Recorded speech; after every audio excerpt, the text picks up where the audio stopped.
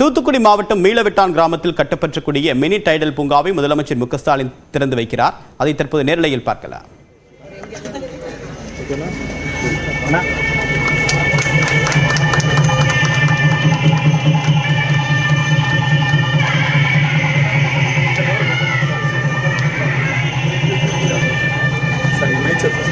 விவரங்களுடைய நிகராமடைய செய்தியாளர் முரளி கணேஷ், விவரம் என்ன? தமிழகத்துல தகவல் தொழில்நுட்பத்தை மேம்படுத்துவதற்காக 8 மாவட்டங்கள்ல மினி டைட்டில் பூங்கா அமைக்கிறதுக்காக தமிழக அரசு முடிவு செய்யப்பட்டிருக்கிறது. அந்த அடிப்படையில சேலம், தஞ்சை, விழுப்புரம் ஆகிய 3 மாவட்டங்கள்ல ஏற்கனவே அமைக்கப்பட்டு திறப்பு விழா காணப்பட்டது. 4வதாக தூத்துக்குடி மாவட்டத்துல மீளவிட்டான்கிற கிராமத்துல தற்போது இன்று துவக்க விழாவானது நடைபெற்றிருக்கிறது. முதல்வர் ஸ்டாலின் தற்போது ரிபன் வெட்டி திறந்து வச்சிருக்கிறாரு. தூத்துக்குடி மீளவிட்டான் பகுதியில கிட்டத்தட்ட 32 கோடி ரூபாய் மதிப்புல 63,000 சதுரடி பரப்பளவுல அதிநவீன வசதிகளோட 4 தளங்கள்ல இந்த டைடல் பார்க் அமைக்கப்பட்டிருக்கிறது. இந்த டைடல் பார்க்ல சுமார் 650 தொழில்நுட்ப வல்லுநர்கள் உட்பட சுமார் 1000 பேருக்கு வேலை வாய்ப்பு கிடைக்கக்கூடிய வகையில இது அமைக்கப்பட்டிருக்கிறது. இந்த டைடல் பூங்கால பல்வகை உணவு கூடம், உடற்பயிற்சி கூடம், கலையரங்கம், தடை இல்லாத மின்சாரம் உள்ளிட்ட உள்கட்டமைப்பு வசதிகளை இங்க மேம்படுத்தப்பட்டிருக்கிறது. இன்னும் சிறிது நேரத்துல இந்த நிகழ்ச்சியில ஐஎம்ஓ மற்றும் ப்ரோ1 ஹெல்த் சொல்யூஷன் ஆகிய இந்த 2 நிறுவனங்களுக்கும் இங்க இடத்திற்கான ஒப்பந்தத்திற்கான ஆணையை முதல்வர் வழங்க இருக்கிறார். சிறிது நேரத்துல வழங்க இருக்கிறார். விரிவான தகவலுக்கு நன்றி முரளி கணேஷ்.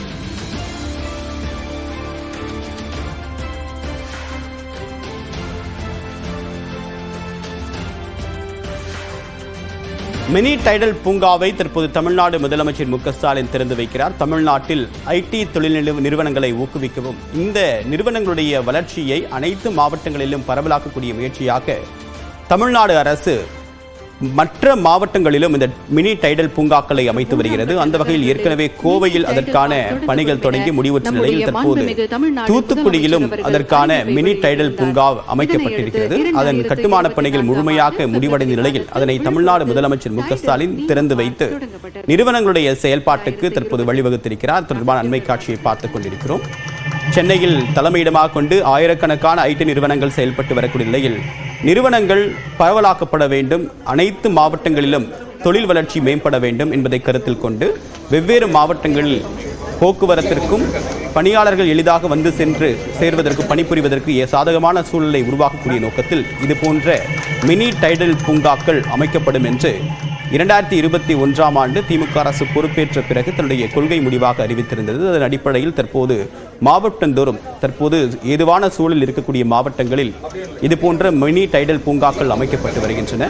கோவையில் ஏற்கனவே அமைக்கப்பட்ட நிலையில் தற்போது தூத்துக்குடியிலும் திறக்கப்பட்டிருக்கிறது. மதுரையிலும் அண்மையில் திறக்கப்பட்டது குறிப்பிடத்தக்கது. இது தொடர்பான அண்மை தகவலை பார்த்து வருகிறோம்.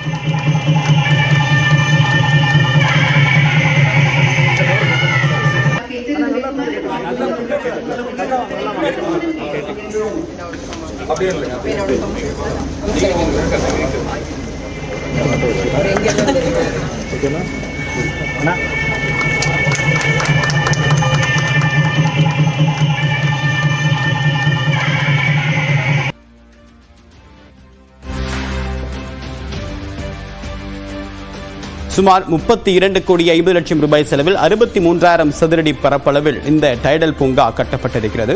இந்த மினி டைடல் பூங்கா மூலமாக ஆயிரக்கணக்கான இளைஞர்களுக்கு வேலைவாய்ப்பு கிடைக்கும் என்று தமிழ்நாடு அரசு நம்பிக்கை தெரிவித்திருக்கிறது.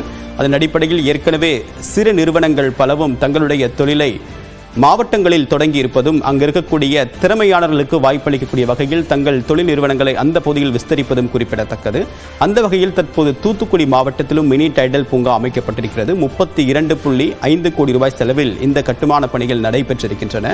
இந்த திறப்பு விழாவின் போது தொழில்துறை அமைச்சர் TRB ராஜா, சமூக நலத்துறை அமைச்சர் மற்றும் தூத்துக்குடி MP கனிமொழி ஆகியோர் உடன் இருக்கின்றனர். அது தொடர்பான காட்சிகளை பார்த்துக் கொண்டிருக்கிறோம்.